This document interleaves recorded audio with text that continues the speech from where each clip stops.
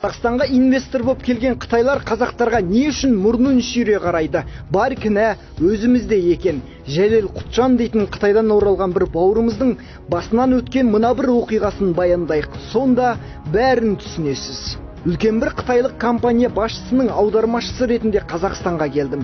Мұнда жұмыс істейтін жергілікті ағайындар көп екен, бірақ олардың бәрі дерлік қара жұмыстарда төменгі жалақымен жұмыс істейді екен. Уақыт өте келе мен басшылардың жергілікті ұлт өкілдеріне, яғни қазақ бауырларыма өте дөрекілік танытатындарын аңғардым. Оларға аз жалақы төлейтіндеріне қарамастан артық уақыт жұмыс істеуге және ауыр жұмыстарды атқаруға мәжбүрлейді екен. Онымен қоймай айғайлап, ұрсып сөйлеп, өз тілдерінде балағаттап жатады. Оқыған сауатты үлкен басшының қарым-қатынасы да сондай. Көлікте келе жатқанда да менің көзімше жүргізушіге болмашы нәрселер үшін зекіп сөйлеп, дөрекілік көрсетіп отырады. Менің қолымнан келер қайран жоқ, тек іштей қынжылып отырамын. Егер оған сәл ғана наразылығымды білдірсем, ол сол күні-ақ мені Қытайға қайтарып жіберетінін білемін. Одан кейін менің ол елде қайтып жұмыс тауып істеуім қиын болып қалады. Осылай іштен тынып жүре бердім, амалсыз. Бір күні көлікте жүргізушімен үшеуміз ғана келе жатқанымызда бастығым маған бұрылып бір қарады да кенеттен әңгіме бастады. Сен біздің бұл елдің халқын неге төмен санап жек көретінімізді білесің бе? Деді.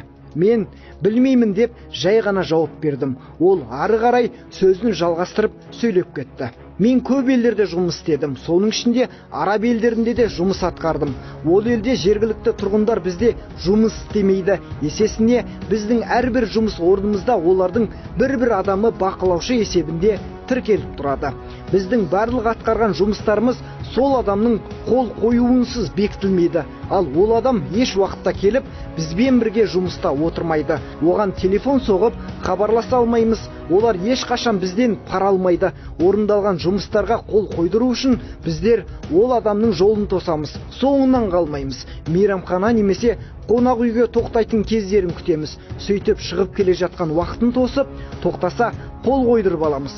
Кейде бізге қайырылмай көлігіне отырып кетіп қалып, қаладан ондаған шақырым жердегі тұрақ жайларына дейін соңынан еріп баратын кездеріміз көп болатын. Сонда барып тоқтап, көлігінен түсіп үйіне кіргенше қолын қойдырып алуға үлгеруге тырысатынбыз. Сол үшін біз олардың елінде, халқында, ұлтында сыйлауға мәжбүр болдық. Ал мұнда бәрі басқаша. Ең алдымен үлкен басшылар осында келісімізбен біздің барлық жағдайымызды жасауға уәде беріп, үлкен мөлшерде пара алады. Ал одан кейінгі басшылары өздері осында келіп, ешқандай мағлұматтардың нақтылығын анықтамастан біздің қағаздарымызға қол қойып, парасын алып кетеді.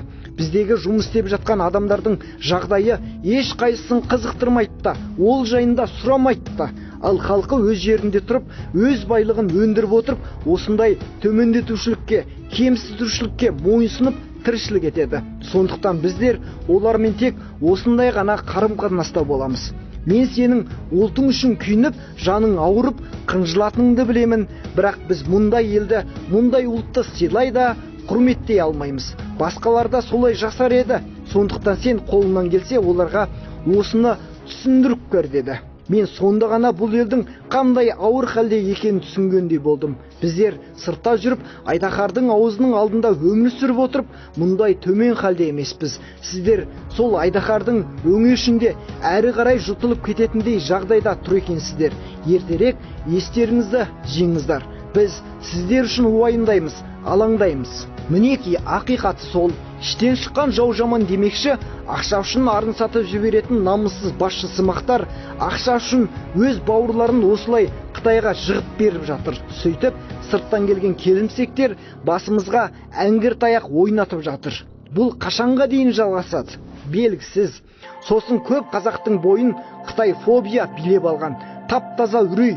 Олар басып кіреді, таптап өтеді деп көршіні әлдеқандай етіп көрсетеді. Қытай әлемді жаулайды деген қате түсінік көп адамды алжастыруда. Тарихта өзінен 40 есе аз ғұндардан жеңілген Қытай қалай әлемді жауласын? 5000 жылдық тарихтағы тек хан, Сүй, Хун, Мин сияқты патшалықтар ғана Қытайдікі қалғаны көшпенді аңшы халықтардың Қытайды жаулап алуынан құрылған. Күлтегін тасындағы Табғашта Қытайды билеген көшпенді ел болатын. Моңғолдар 90 миллионнан аса Қытайды қырғынға ұшыратқан.